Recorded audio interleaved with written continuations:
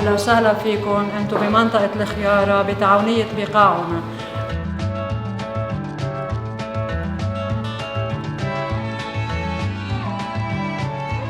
أنا عضو تعاونية الخيارة عائشة حسام مظلوم. نحن مجموعة ستات حبينا نأسس تعاونية لحتى نساعد رجالنا وأولادنا بالمصروف.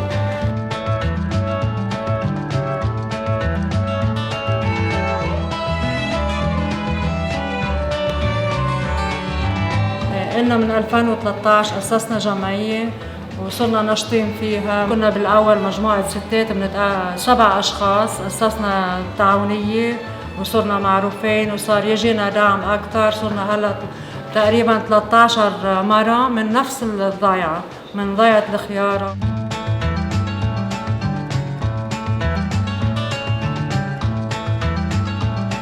وهلا رح أعرفكم على الستات. اليوم عنا كب بلحمة للقلي للفريزر.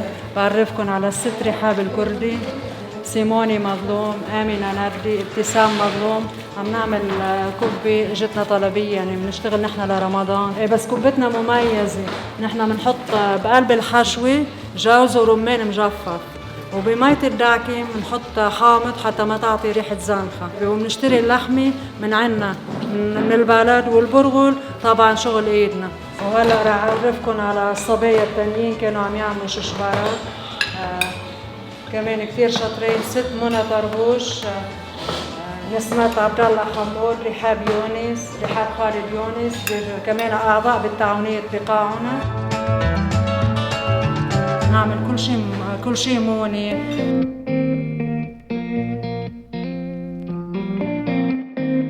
وعندنا مربى كمان، يعني من البقاع الغربي كمان منشرة ومعمول كتير طيب وكتير يعني خالي من أي مواد حافظة. وعندي هون مربى اليقطين مبروش مصفى ببين مثل العسل. لكم وقت انفجار 4 آب اشترينا مواد غذائية بتتضمن طحين، حمص، عدس، برغل. جبناها من منطقتنا وعلبناها كلياتها كليات، يعني قسمناهم حصص ونزلناهم على بيروت.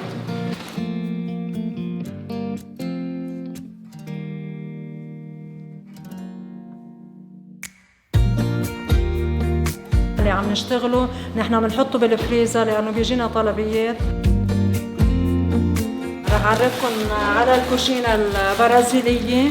نحن هون منطقة البقاع الغربي، يعني فيها كتير مغتربين. البرازيل، فنزويلا، هي أكلة برازيلية. لما صاروا يجوا المغتربين علمونا عليها ولقيناها كتير طيبة. بتشكر أول شيء الصبايا اللي أنا معهم من 2012، وبتشكر كل الجمعيات اللي ساعدتنا وقفت بجانبنا حتى ضلينا مستمرين بالعمل. وبشكر UNDP وبشكر بلدية الخيارة اللي عطتنا هذا المكان وساعدتنا فيه حتى ضلينا مستمرين لهذا الوقت.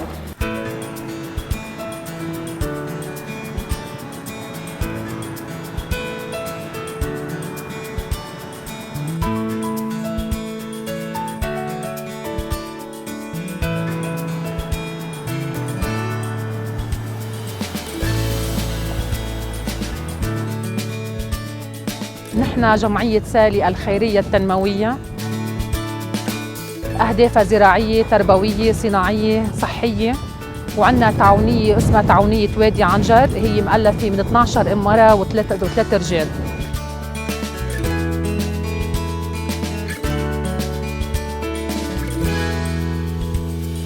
كتعاونية وادي عنجر بنبلش نحن بزرع هيدي الأرض، عبارة عن 20 مزارع بيكونوا عم يزرعوا هيدي الأرض، أكثر من 250 دولم أرض. كل مزارع بيضمن شقفة هو خاصة فيها وبيدفع أجار الضمان للمالك لإلها. وبنزرع نحن بندورة وخيار وباذنجان فليفلة على أنواعها. بنبيع منه شوي على السوق لحتى نحاول نوفر أجار العمال اليومية، والباقي نحن بنعمله تصنيع غذائي بالمركز الموجود عندنا اللي هون حوالين هيدا الأرض كلها.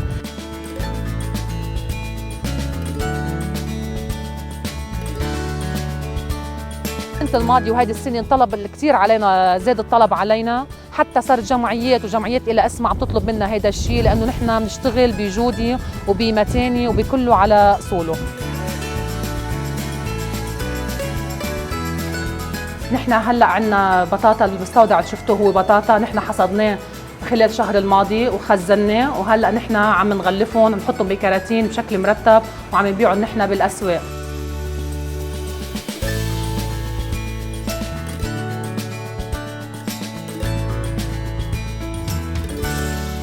نحن كمان عملنا مدرسة إلى مرسوم جمهوري واسمها مدرسة بيكا أمريكان أكاديمي، مرخصة من وزارة التربية بشكل نظامي وفيها إذن مباشر. بلشنا نحن فيها من سنة الماضي، أخذنا هيدي البناية واستأجرناها وبلشنا نحن ب7 تلاميذ. اليوم عندنا 50 تلميذ. نحن عم نبلش كل صف بصف ونطلع من روضة أولى لروضة ثانية لإلى آخره. المرسوم نحن عندنا روضة وابتدائي ومتوسط.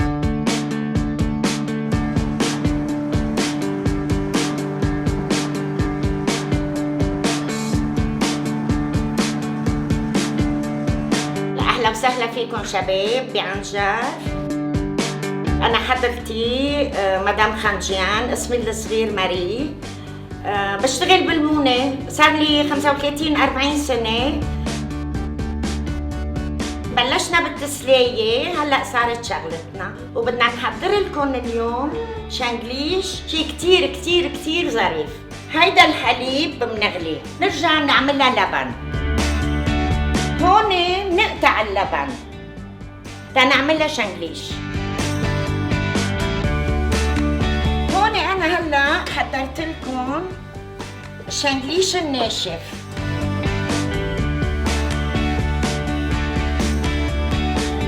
أول شي منحط ملح خشن، منزيد معلقة قرفة، منحط معلقة صغيرة كمون، بهار حلو،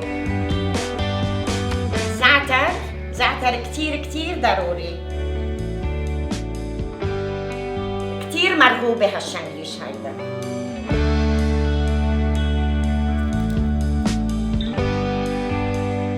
هلا بدنا نبلش نكعسلها.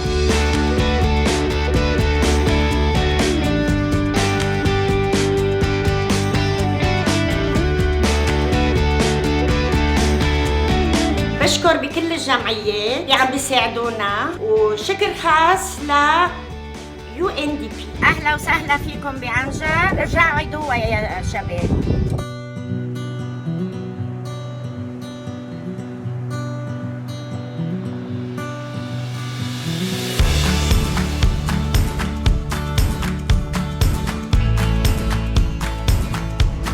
أهلا وسهلا يا ميتا، أهلا وسهلا. نحن بزحلة.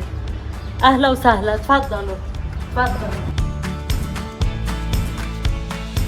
زينة ميشيل أبو زيد، زحلة حوش الزراعنة. ولا لقينا حالنا قاعدين ما في لا شغل ولا في شيء، قلنا ما، وأنا بعرف إنه لقمتي طيبة وكلهم بيحبوا لقمتي. بلشت اشتغل بهالشغلة ونشكر الله إني نجحت فيها. هاي تقريبا 5 سنين إني عم بشتغل، وكتر خير الله كتر خير الله. وعندي صار زبونات وكل شيء. عم نشتغل مربى اللقطين ومربى الفريز، واكيد عندنا عدة اصناف وعدة انواع كلها بنعملها.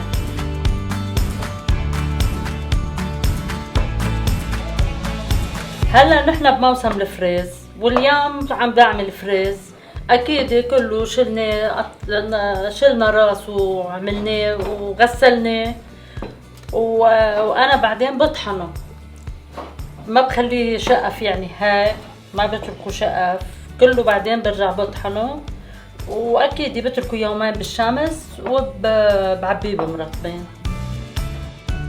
عملنا اتيكيت جديدة باسمي زينة، مونة زينة. كل حدا بده مونة بيقدر يتصل فيي، وهيدا رقم التليفون 03-572-050. كثير بشكركم، بشكر UNDP انه ساعدونا وبعثوا لنا مرطبين ونحن ممنونين. بشكر الله انه في حدا وقف حدنا حتى نقدر نضل مجمدين حالنا وما نعوز حدا. يعطيكم الف عافيه، ونحن ممنونين زيارتكم، والله يكون معكم، ووين ما رحتوا الله يفتح بوشكم، طول عمركم، الله معكم. باي باي.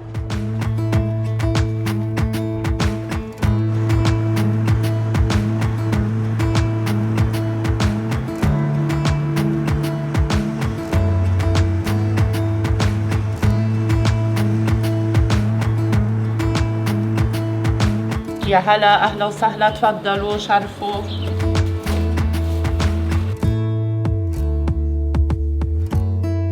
سلوى أنطوان عاصي،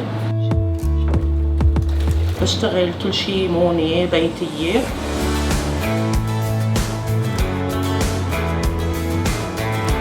وأي شي بتطلبوا الست، ورق عريش للمونة، ملوخية يابسة، ملوخية خضراء مفرزة، بازيلا مفرزة، شعاري الطازة وشعاري التعقيم والشغل المضبوط.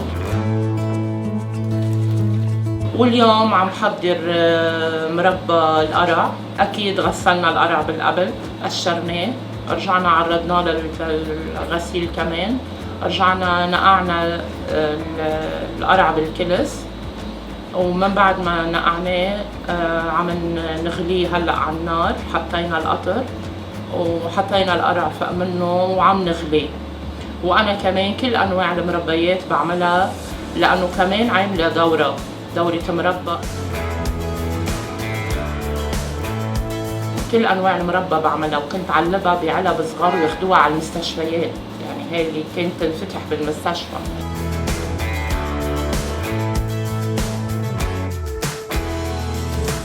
هلا أنا بلشت ابني حالي، إلي 3 سنين فيه، والحمد لله عند يعني بشكر ربي إنه العالم عندها ثقة فيي بشغلي بنظافتي على الشغل. فهيدا شعاري أنا، الأكل الطازة والنظافة. هيدا ورق عنب محشي لحمة، وكمان بعمل محشي قاطع، كبة قراص، باذنجان محشي لحمة جاهز لينحط بالصينية ودغري ينطبخ، كبة مكبكبة محشية بقلبها لحمة، سمبوسك لحمة. ومن الخضرة باقي عندي اللوبي. مبدئيا أنا كل شي بامي وبازيلا كل شي بيدي بيتفرز بعمله، وزائد الأشياء اللي بتنطلب بزيادة عنه.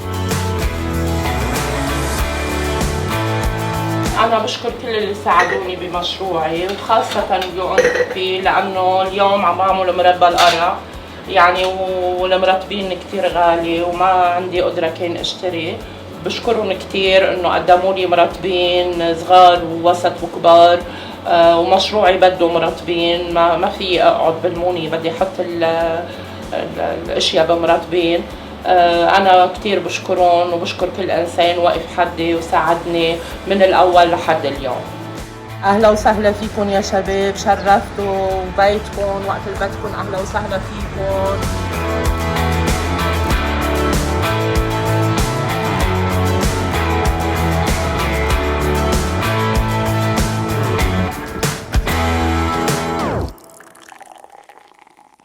أهلا وسهلا فيكم يا شباب ببلدة الريم،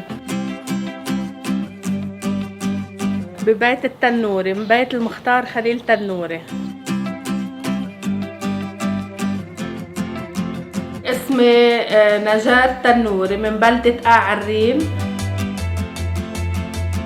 بلشت بالمونة من وقت من شي 17 سنة، بلشت اشتغل شوي بلشت اشتغل، بعمل كل شي مونة. هلا موسم الفريز، من جمعة عملت مزهر، كان موسم المزهر، بعمل مربيات على جميعه، مربى المشموش، مربى التفاح، مربى الكرز. نحن هون بالبيت عايشين 10 أشخاص، يعني كتر خير الله. أكيد من شغلنا عم نقدر نقيم بحالنا. هاي العينية الفريز بغسلها شي 3-4 مرات حتى ينزل الرمل منها، برجع بفرمها على الماجيميكس حتى هون بالجار. 7 كيلو بدي حطلن 3 كيلو ونص سكر، كل كيلو فريز بده نص كيلو سكر. على البركة.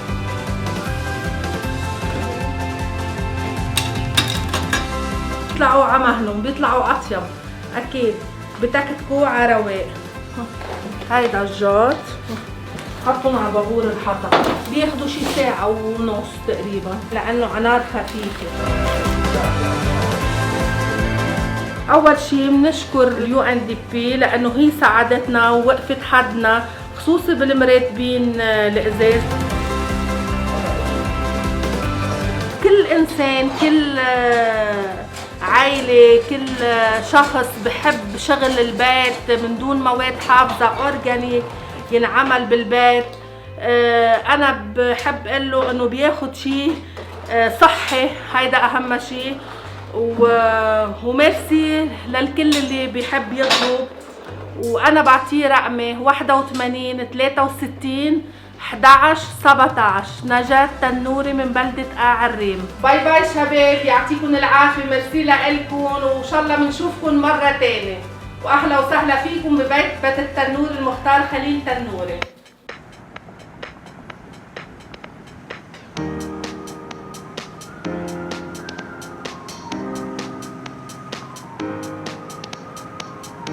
اهلا وسهلا فيكم بتربول عم بيت الكركه. بعمل موني بلديه من كل شيء، وبعمل كبه عرق. بفرجيكم الكبه وبرجع بفرجيكم الموني. هاي الكبه بعمل بسبانغ وحمص وبصل وبلبنه وبطاطا. بيجوا من بيروت، من البقاع، من زحله، كلهم انه بيوصوني، بدقولي على التليفون، بقول لهم اوكي موجودين، بيجوا بياخذون وبيروحوا. يو ان دي بي ساعدوني بالمرتبين لانه الوضع كتير غالي وما بقدر جيبهم، امنوا لي المرتبين وعم بيساعدوني بتصرف البضاعة. بحب ياخد من مونتي رقمي انا 81 30 40 28.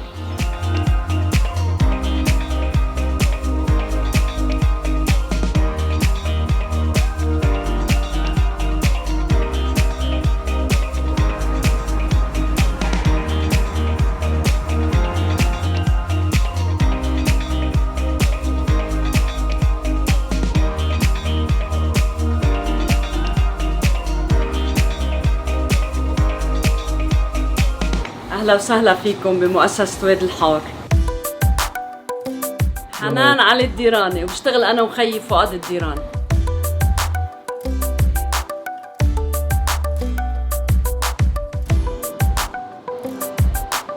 الشغل بنشتغله نحن لبنة مدعبلة في شي 12 سنة، وعنا زيتون محاشي، جوز، لوز، لبنة، جبنة، فليفلة، أريزونا.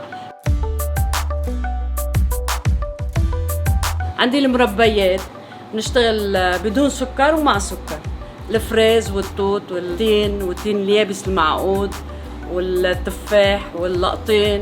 عندنا البيتنجان بنعمله باللبنة وبالجوز، وبنعمله بالمكدوس العادي اللي معروف عند العالم.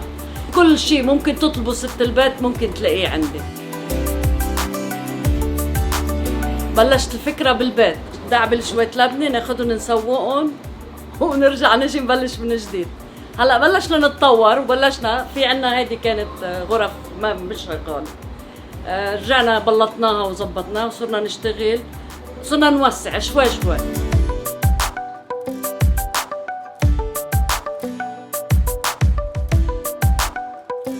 اي شيء بدي جيبه بجمعه من البقاع، من سهل البقاع، من معارف لإلي بيكونوا زارعين خصوصي، انا بجيب الموسم كله منهم.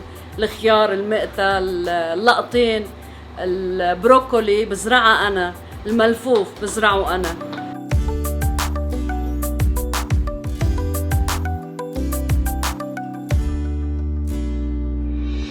في عندي كتير اشياء سبيشل مثل المكدوس باللبنة والجوز. الفكرة كانت أنا وخيي عملناها وذقناها، لقيناها كتير طيبة، بلشنا نشتغل عليها وهلا عم نسوقها. وهون بالنسبه للزيتون، زيتون محشي رمان مع لبنه كمان اورجانيك، فكره طلعنا فيها كمان جديد وكتير مشي حالها وشكلها كتير حلو. واللي بيحب يطلبها اي شيء بيطلب من هيدا المنتوج بلاقيه عندي على الرقم 03 016 390 وفي 03 595 119.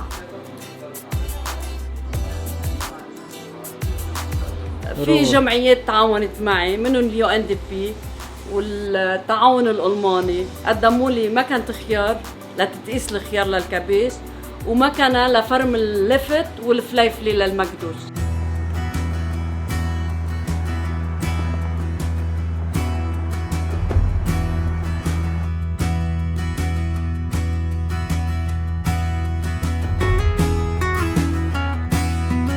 أهلا وسهلا فيكم بمركز كاريتاس دير الأحمر. أنا ميرالا دموس، مسؤولة عن مركز التصنيع. نحن بنصنع أكثر من 40 صنف اللي هن بندورة والمربيات وكمان في معصرة زيتون، وأكثر شيء مشهورين بالتفاح المجفف وغير فواكه كمان. هون المركز رسالته كانت إنه ندعم أهل الضيعة وخصوصاً النسوان اللي هن الأرامل الكبار بالعمر اللي ما في سند إلهم. فتأسس هذا المركز من سنة 2007 لحتى ندعم هيدي الفئة اللي أكثر حاجة هي لا تشتغل، خصوصاً إنه هون دير الأحمر شوي فقيرة بالأشغال اللي النسوان فيهم يشتغلوا فيها، لأنه هون أكثر شيء منطقة زراعية. فلحتى مش بس نكون عم نساعد النسوان، عم نساعد كمان المزارعين، عم نشتري هيدي البضاعة دغري من المزارعين دايركت مش من سوق الخضرة.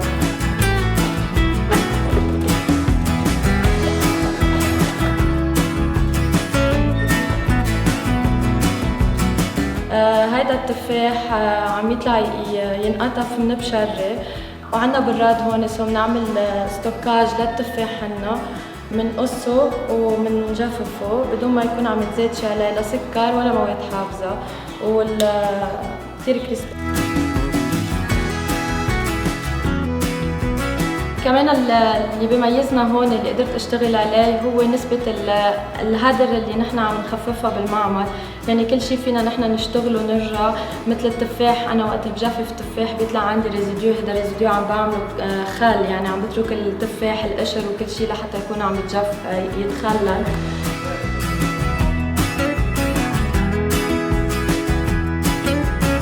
المنتوجات موجودة تحت اسم إنتاجنا، هيدي البراند تابعة كمان لكاريتاس، بتتسوق وموجودة بكل السوبر ماركت الكبيرة. عم بيصير في عنا كمان هلا خدمة جديدة ديليفري، فينا نوصل على كذا منطقة. رقم التليفون اللي بحب يتواصل معنا هو 81 014 828.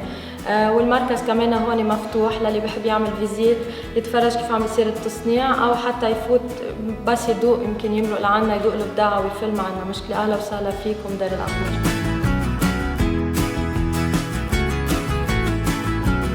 اخر فترة قدرنا نكبر وقدرنا نزيد ونعلي نسبة اليد العاملة اللي هن النسوان مينلي والمزارعين، وهذا الفضل بيعود لكذا جمعية من بيناتهم UNDP والتعاون الألماني، بنحب نشكرهم مرة ثانية.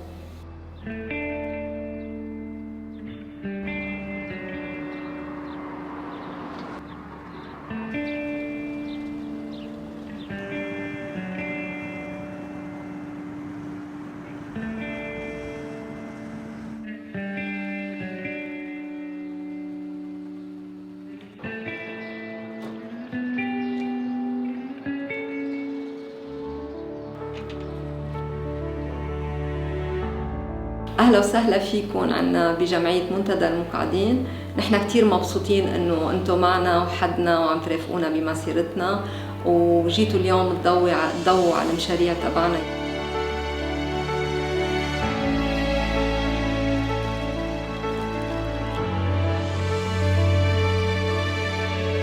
أنا إليانا جابرييل من زحلة، رئيسة جمعية منتدى الموقدين. انصبت ببوليو من أنا وصغيرة.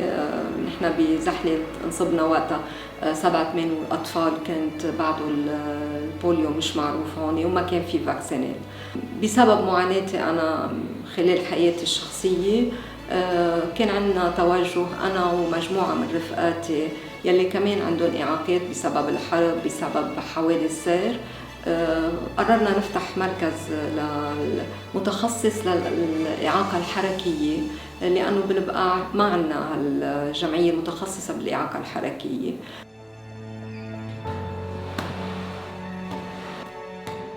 الجمعية أسسناها سنة 1993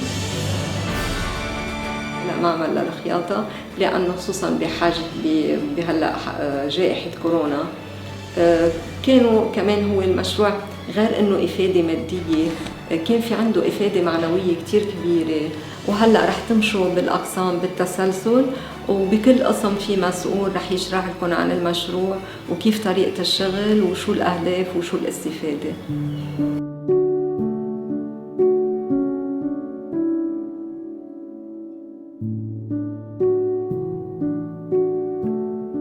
أهلا وسهلا فيكم بمشغل الشمع. معكم مها عبيد مسؤولة عن المشغل.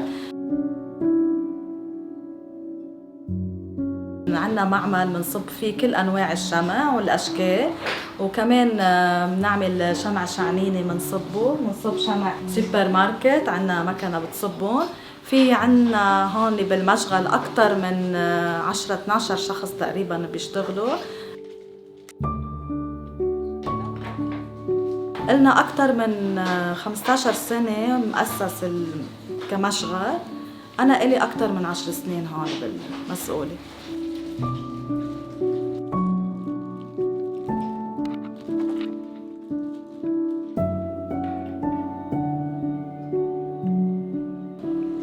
أهلا وسهلا فيكم بأتولية خياطة الكمامات. عنا معكم يوسف فرج من منتدى المقاعدين.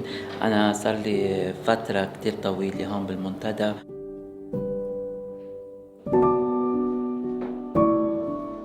اجت فكرة الشغل الكمامات هو من الوضع اللي نحن عايشينه، هو وضع كورونا اللي كل شيء بيعرفه. فاجت فكرة انه نقدر نلاقي شيء نقدر نشغل الاشخاص اللي عنا، لانه نقدر نطلع اشياء ونكون مشاركين كمان بهيدا الازمة ونأمن حماية لكل الاشخاص.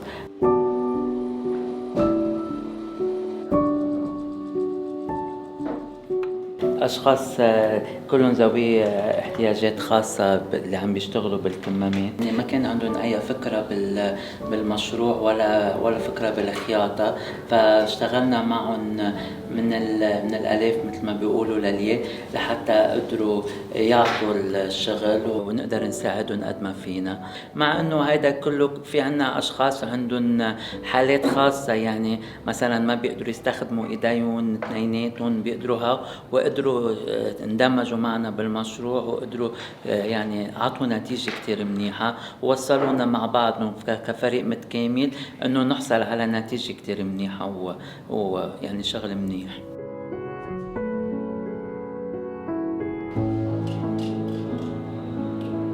نحن كمان نتميز بالكمامة عن السوق اللي موجود، إنه نحن الكمامة عنا هي قماش.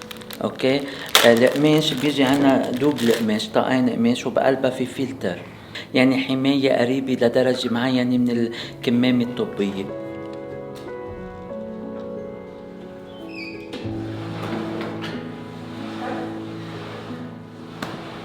سنتر الفيزيو بالمنتدى هو مخصص لكل شيء كنيورولوجيك، وحيلا كاكسترن بيجينا من برات السنتر.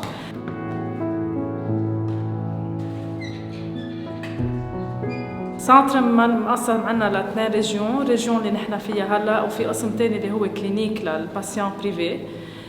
كسنتر نورولوجيك نستقبل الأعضاء تبع الجمعية أكيد دون أي كلفة تغطية للعلاج. بيجوا من الساعة 8:30 الصبح بفلوا حوالي الساعة 12:30 الظهر، بيعملوا علاج معنا ومع الإكيب اللي هو ستاجير الجامعات الأنطونية واللبنانية.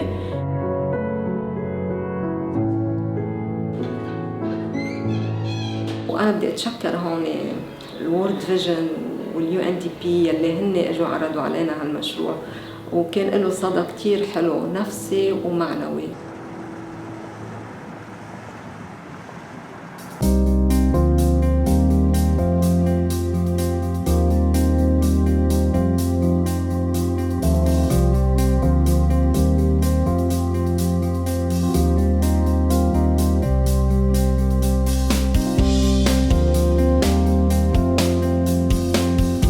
أهلا وسهلا فيكم هون بمركز رابطة سيدات الدين الأحمر ببلدة الدين الأحمر.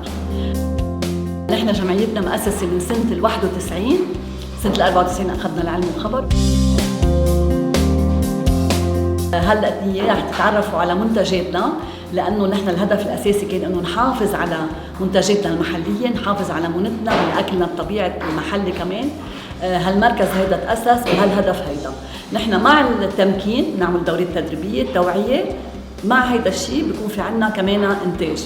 هالإنتاج هيدا بيتداول على مدار السنة، لأنه نحن كل المنتجات المستعملة هي منتجات محلية، يعني بناخد من المزارع يلي منتجاته اللي موجودة بالأرض هون، وبنجرب نحن نصنعها لحتى نحفظها على المدى الطويل.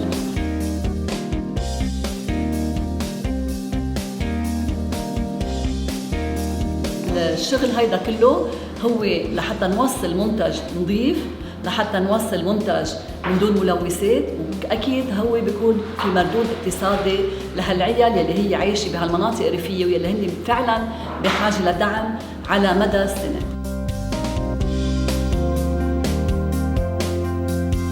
نعمل كمان الاصناف طبخ، يعني مثلا مثل ورق العريش كمان نعمله حاضر للاكل. مثلا عندنا كمان اكلات مميزه مثل المعكرونه بتوم، مثل مجدره الفاصوليا. UNDP هي شريك اساسي لنا، واكيد هن بيساعدونا ببعض التجهيزات، بيساعدونا بالتدريبات، بيساعدونا كمان بكلفه هالانتاج اللي عم نعمله، يعني دعم كمان للنساء مباشر كان خلال هالفتره هيدي من التدريب من هالبرنامج.